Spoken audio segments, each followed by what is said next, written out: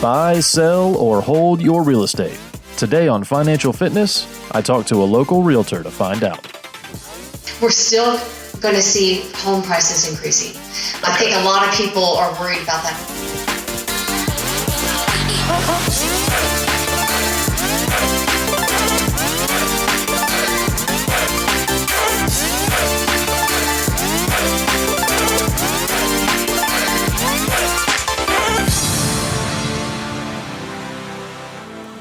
Welcome back to Financial Fitness. I'm your host, Donald Raymond, and today we're talking real estate. And I'll come right out of the gate and admit that this message and this episode, or a couple of episodes, probably will not be for everybody. But I'll also say that if you've been listening to the show for a while, that there's bound to be something in there that is relatable to your financial situation that you can implement into your current habits or financial fitness plan and make some progress with. So I encourage you to listen to the episode. I'm going to keep them short, stay with the 20 to 25 minute format. And while these are pre-recorded, I will cut the segments up so that we can focus on content that's all very relatable and very relevant to the subject that I'm dealing with in that particular episode. Today, that's just going to be understanding current market conditions when it comes to real estate, and some recommendations on how to navigate it if you're a buyer and if you're a seller. In the next episode or episodes, I'll dissect it even farther into very specific, deep dive, actionable items for buyers, and then another episode that's going to be targeted just for sellers, as well as an overall analysis of kind of where we're going. So that's what you're going to hear over the next several episodes. And I really wanted to do this because I think, one, it's important. This information needs to be discussed. At a minimum, you need to be thinking about it, especially if you're in a situation where you're buying or selling a home. Now, you need to be aware if you own a home or if you're interested in owning a home of what these conditions can mean for you anyway. So we always want to stay well informed because we want to avoid some of that possible impulsive behavior. So those of you who are listening to the show regularly, you know my position when it comes to impulsive behavior. That word urgency is like bamboo shoots under the fingernails. I just don't like it, right? I want to be intentional. Now, again, like I said in my episode that talked about distractions and urgency specifically, there is a place for that. When the house is on fire, it is an urgent moment, right? But in our normal day-to-day life, there needs to be a smaller and smaller appetite for and less room for urgency. So I hope that this helps. I hope that this information can be used by someone or everyone in some way to help you be better prepared for upcoming life events, whether it be the purchase of a home or just understanding the value of your home or the market conditions that we're in, that we've been in, and the market conditions that we will be in. So hopefully that captures the majority of the audience, the listening audience, and there's something in here for you guys to use. Like I said, I know that it won't be for everyone, but I also know that it will be for someone. So that's where my heart is. That's why I'm sharing the information. It's why I wanted to do the interview in the first place. And the real estate market just keeps changing. So enjoy the interview. I'll see you on the next one. Welcome back to Financial Fitness. I have a very special guest today, Amy Patterson of the Amy Patterson team. She's a local realtor here with Southern Real Estate Connections, someone that I've known now for, I'm trying to remember how many years, maybe 4 or more, 5 years, maybe even more than that now. Yeah, we've done a little bit of business together. And so today, she is going to help us understand the current real estate market, hopefully a little bit better. So Amy, what do you want to say just kind of as we get started? We're not too far into the talk yet, obviously, but as people are looking at this market, as people are trying to make decisions, as people are maybe getting a little anxious about what's going to happen next or what should I do, can you summarize kind of what you would recommend to somebody who steps into your office, or can you maybe even describe what your current client sort of looks like today? Well, for sellers, I'm actually this year and even last year have had a lot of relocation. They're like relocating out of the area. And then I did have some, that's a little bit easier situation because they have to sell. So these are relocations out of by state, employer. By they're having to move. Exactly. And so in some ways that's a little easier. Sure. Because you're not having to finagle getting them into something here. A lot of times they've already gotten something, and they're in fact, right now I've got a client that has already bought their home and we're about to go into contract again on the home we've got listed right now. I know the sellers right now are concerned about pricing, and we were talking a little bit about that before we came on here, and wondering about this. Is the market going to crash? And we had, we know that the markets are cyclical, and typically a typical real estate market corrects itself every 7 to 10 years. And so we had that long. Yeah. Okay. So but we're past due because 2008 was that big crash, and we'll talk a little bit more about that, how that's not what's happening today, to alleviate people's fears in that way. But we were expecting another correction, and then all of a sudden things just took off. That's what I was hearing. 2012. Correction. I thought this year was going to be that. And I heard 10%. It's a number, right? I heard a 10% correction.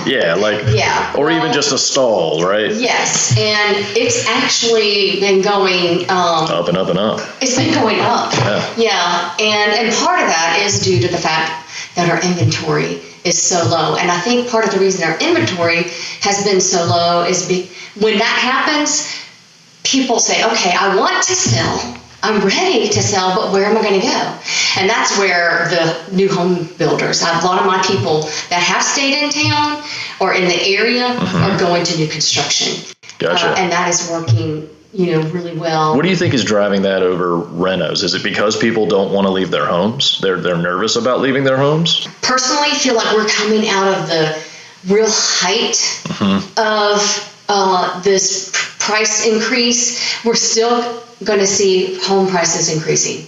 Okay. I think a lot of people are worried about that, but I am starting to see homes selling for less than list price, where I was not seeing. So this is now a flip. We go back a few months. But not everything. Okay.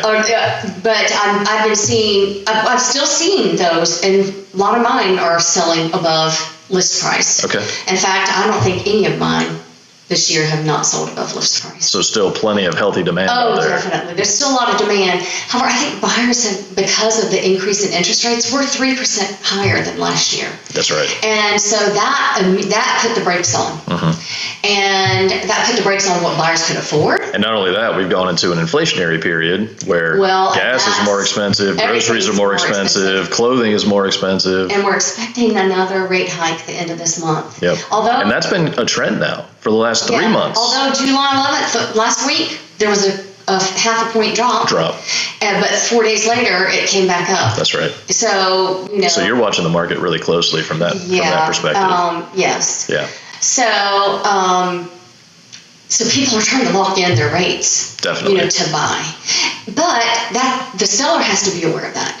That they have to be aware of interest rates, because they need a gut reality check that what was happening just 4 months ago, where you were still having a bazillion offers on every home, that's not happening right now. I had one of my recent listings, we had over 20 people come in and to an open house, which on the July 4th holiday, I got 5 offers. Wow. But, I didn't expect that many people to be out, but we still got 5 offers. But they were down closer to the asking price. Sure. They were not we did not have as many that we got above. We did get above asking, but I was getting, last year, I had sold a house here on Happy Valley. Yeah. Listed at $45. We got $525 for it. Wow. And they guaranteed the $40,000 price difference if it didn't appraise, and it appraised. But so even appraisals are coming back. Yeah. Giving current market analysis. They're up as well. And what's difficult for us as agents is, and even with appraisers, the appraisers know the market is still improving. So I want the sellers to realize, like I have somebody, well, I don't want to buy now because I'm buying at the height of the market. Well, if you buy at the height of the market, you're selling your home at the height of the market. That's right. You're never going to time that. I mean, it's a fluke. Unless you can own 4 or 5 and just pick and choose, exactly. right? And that's just not realistic. You sell at the height of the market, you're going to buy at the height of the market. That's right. So for somebody thinking, upper, and there's not many of those out there. Or if they're going to drastically downsize. Exactly. So somebody in a scenario where empty nesters want to half their home and get rid of all their stuff, you're still going to buy at the height of the market, but you're going to buy something that's less expensive. And that needs work. And updating that may also need work. Yep. And so that's the thing. We're not, there's not, I have people, I know you've invested in the past, and I've had some investors, and there's they're wanting a deal, and they're just not out there, and now on the flip side of that, if you're thinking more long term, those quick hits, so that's probably at least 5 years stale now, maybe even more, where, somebody could come into the market, find that dirt cheap, sweat equity proproperty that they could flip for a huge return on their investment, right? And we see shows like that on HGTV. Yeah. It's not today's reality, right? Not. However, somebody that wants to still invest probably can still invest wisely, but it's not going to be a 45-day quick turn, paint it and put it back on the market for $50,000 over what you bought it for. It's just not going to happen. Well, and the buyers, I call this the HGTV effect. Right. They are wanting move-in ready, pristine. They do not like stuff that's not updated, and because it's what they're seeing, right? They're consuming that on HGTV, and right? It happens in an hour, 30 minutes or an hour, and it's oh my goodness, why didn't they get this done? And they're seeing all this high design, high fashion, right? Yes. Everything's top of the line. Yes. Now they see the other side too, because you've got the fix or flop show that's out there. So sometimes it works and sometimes it doesn't, right? Yes. And so there's definitely a healthy amount of persuasion out there. Definitely. So it definitely, I do see that with a lot of my buyers. They're picky. So what would you say? Or buyers for my listings even. They're picky. So what would you say? So I'm coming to you and I'm saying, Amy, my house has doubled in value. I feel like I just need to take the win. Yes. I just need to sell the house. I need to get all the equity out, right? So sell it. But then what?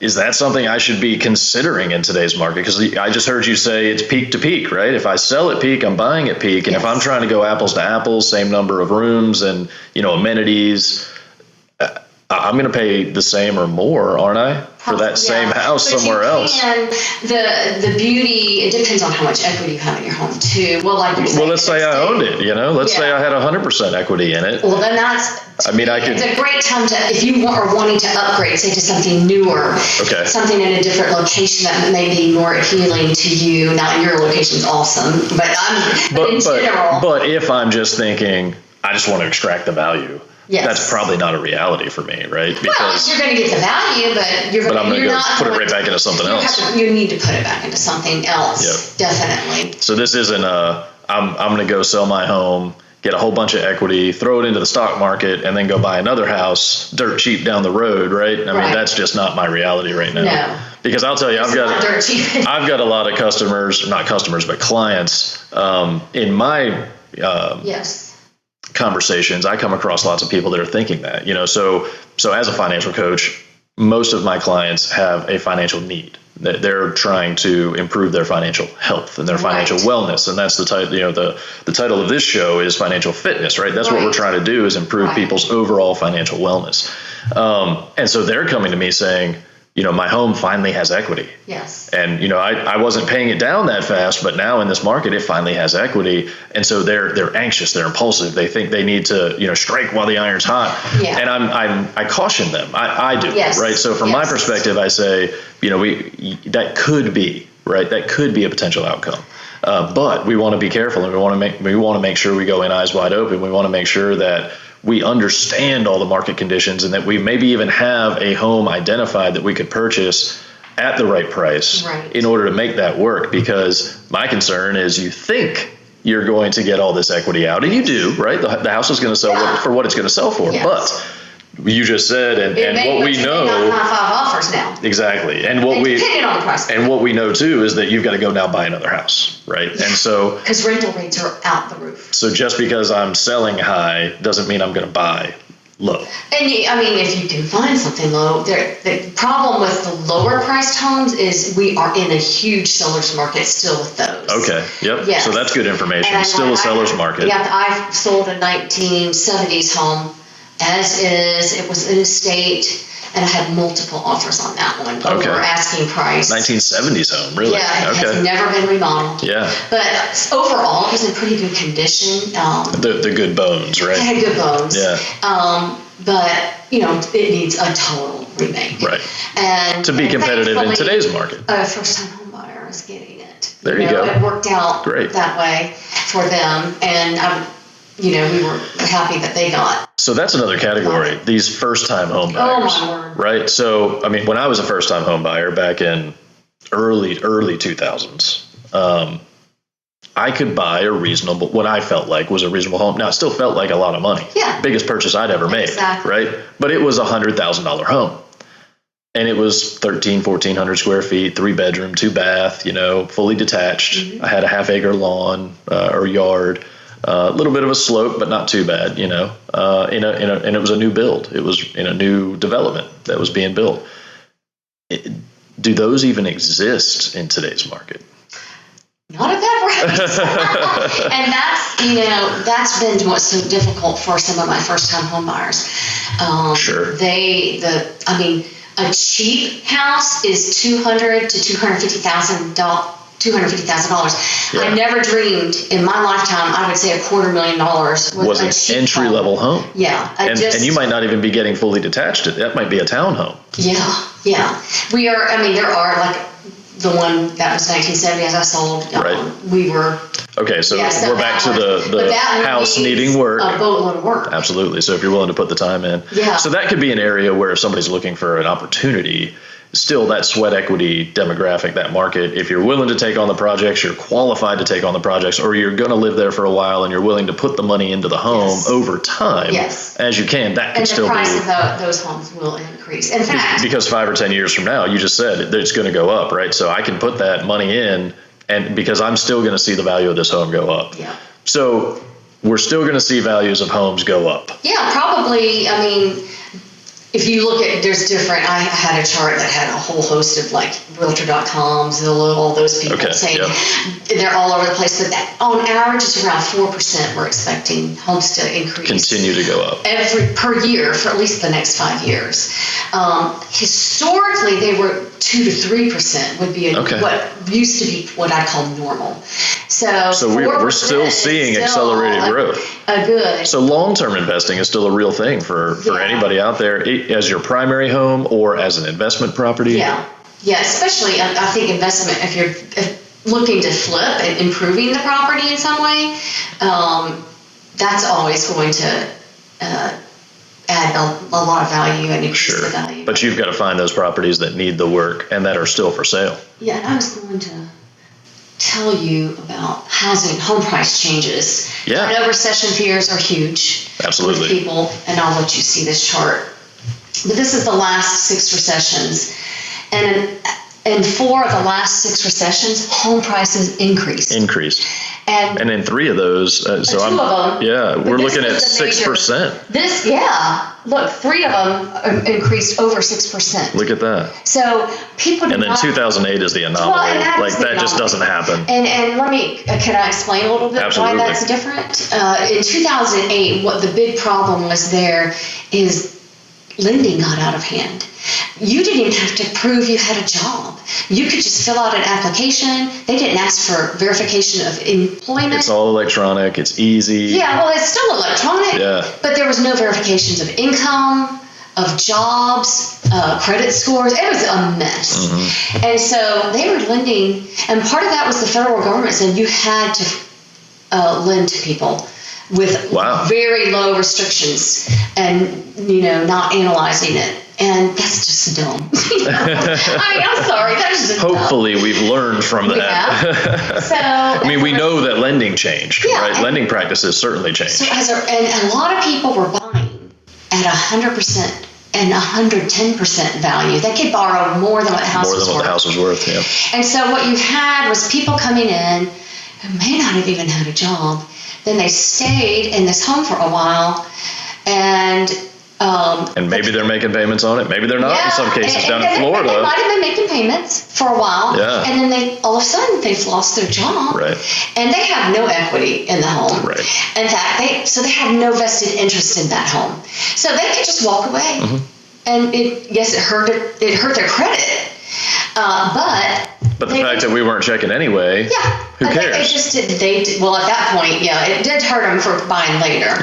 But then we had groups of people just walking away from their homes. Right. I've seen that in my neighborhood that I live in now, but it happened in all neighborhoods. You just had all these foreclosures. Florida hit the headlines a lot during that time because they had people not walking away from the properties, but just stopped paying on them. Well, and it took over a year for the banks to catch up with the fact that these payments weren't being made.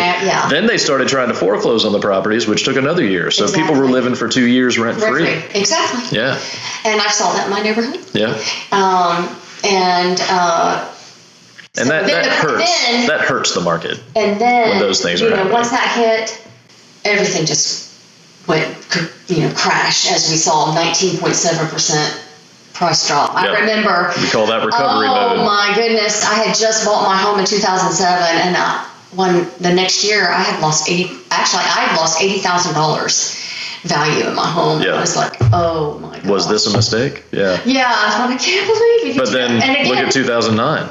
So in 1 year, we go from a negative 20%. Oh no, that's 2020. Oh, was that 2020? Yeah, okay, sorry. Oops. Oh, hello. So we went from 2008 basically negative 20%. We dropped 20% in the market, and then we've recovered up to a 6% gain in 2020, which was COVID year. Huge. So really that's almost 20%. We've almost seen a 26% swing up. And I never dreamed we'd see this rapid increase. That kind of a steep and recovery. It's gotten kind of crazy. It really has gotten. Well, that's it for part one of this real estate series, and I hope you took away something from this first part of the conversation, and stick around for part two, and as well, I think what'll be the final part, 3, when we really kind of tie all the ideas together, touch on the different aspects of the market, and then look ahead to what things could potentially look like in the next 5 to 10 years. As always, stay focused. Stay intentional, take action, improve your financial fitness.